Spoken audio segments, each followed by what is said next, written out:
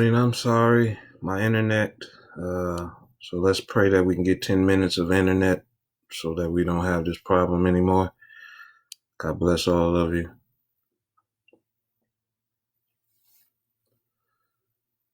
My word for the day is, woman, behold thy son.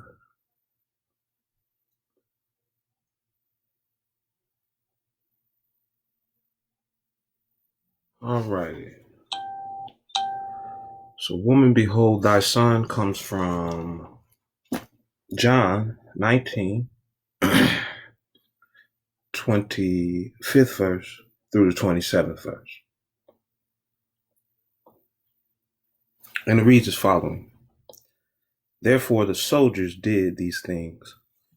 But standing by the cross of Jesus were his mother and his sisters, Mary, the wife of Cleophas, and Mary Magdalene. When Jesus then saw his mother and the disciples whom he loved standing nearby, he said to his mother, Woman, behold your son. Then he said to the disciple, Behold your mother. From that hour, the disciple took her into his own household. This is the word given, woman, behold thy son. It starts as Jesus is near the cross. All of the people are at his feet, his mother and the women who had been caring for him all of the time that he had been traveling through. There was only one disciple present for people who did not understand these things. The one disciple was John. There sometimes is misinterpretations that Mary, being the mother of Jesus, was given to the church and to all of us because we are disciples of Jesus Christ. But God gave Mary, his mother, to John, which was one of his disciples. So I don't combat anyone's ideas. I just want to clear that first. First thing I want to talk about. Jesus was on the cross doing God's work. Suffering for us, suffering for others, which is a selfless act. And in order to be selfless of such ways, you have to love who you're being selfless for. So Jesus was at the time doing God's work, already showing love. But while he's being hanged and persecuted and mocked and beat and scorned, he suffers for others, which is selfless, and then cares enough about his mother, which is earthly. She's not divine. Jesus is divine. But Mary was an earthly mother, which he was taking care of his earthly affairs before he parted this earth. For him to say woman instead of mother was the part of transference of where he was giving her to the disciple, John. Woman at that time was not meant in a degrading way as it is today. It was meant in that time to tell a dear woman, or an adoring way of saying woman to a person, so it was acceptable in Jewish customs. It was also, Mary was at the time where Joseph has been said to be dead at this time. So she was a widowed woman. And if Jesus was leaving his earthly mother, she had no one to take care of her. So out of love for someone else, while he's suffering and doing the work of the Lord, he says, Woman, behold thy son.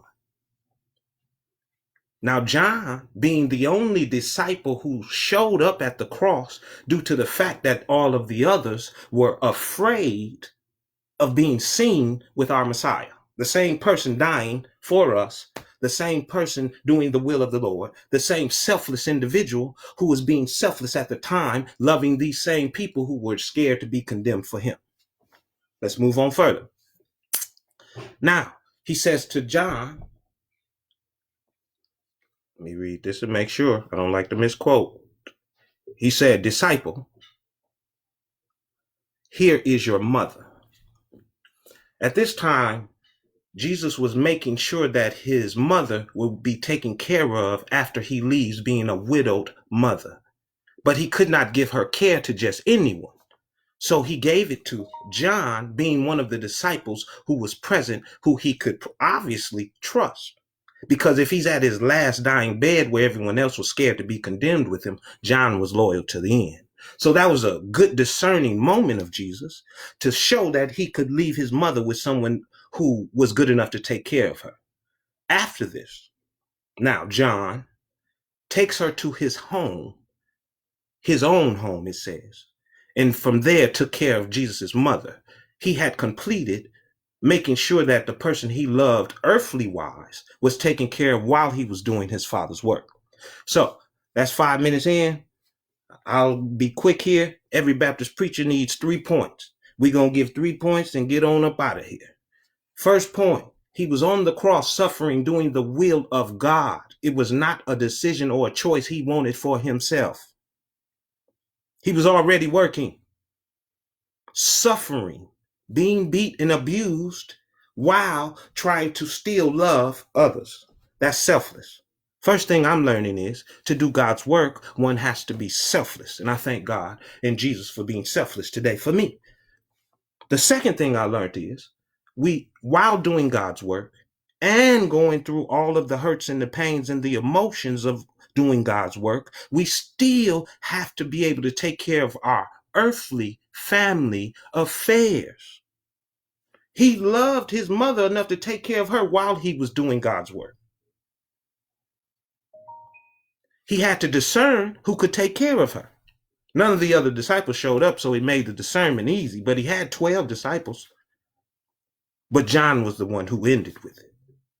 So what it showed me is after taking care of his earthly affairs, dealing with all of the selflessness and the struggle of everything, he still continued the work because he did not come down off the cross.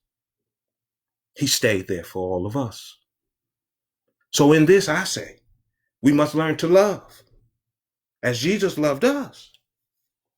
He loved his mother as well as he loved God enough to do his work while he was loving his family. So I take from this, while struggling and going through emotions and feeling deprived and discouraged of service, I will no longer feel this way. For Jesus suffered while loving others and taking care of the affairs of God. And on this Easter weekend, I say, let us not complain about anything and be grateful that God has done what he has done for us. God bless y'all. Woman, behold thy son.